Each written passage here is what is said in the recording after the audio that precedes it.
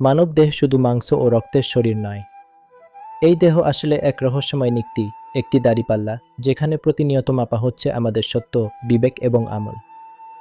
মানব দেহ নিক্তির পাল্লা, সঠিক করে দাও ওজন।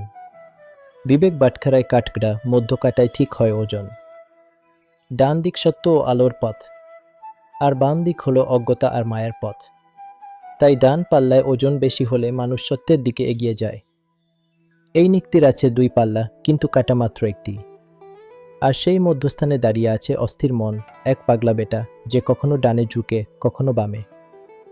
যখন সেই মন সত্যের আলো স্থির হয়, তখন পূর্ণতা আসে জীবনে। ১৬ আনা পূর্ণ সত্য তখন জেগে ওঠে মানুষের অন্তরে। যার ওজন ঠিক হয়ে গেছে, সে নিজের অহংকারকে কোরবানি দিয়েছে। তখন তার আত্মা হয়ে যায় পরিপূর্ণ ও ভারসাম্যপূর্ণ। হে মানুষ, নিজেকে মাপো, নিজের ওজন নিজেই নির্ণয় করো। কারণ মানব দেহ নিক্তির পাল্লা, সঠিক করে দাও ওজন। সত্যের সন্ধান, দ্য সার্চ ফর ট্রুথ। সত্য অনুসন্ধান করুন, কেননা সত্যই ঈমানের মূল। আসুন সত্যকে ভালোবাসি, সত্য গোটা পৃথিবীতে ছড়িয়ে দিই, এটি আমাদের ঈমানি দায়িত্ব এবং কর্তব্য। সত্যের সন্ধান, পাণ্ডুঘর, বাঙ্গরা বাজার থানা, মুরাদনগর, কুমিল্লা, বাংলাদেশ।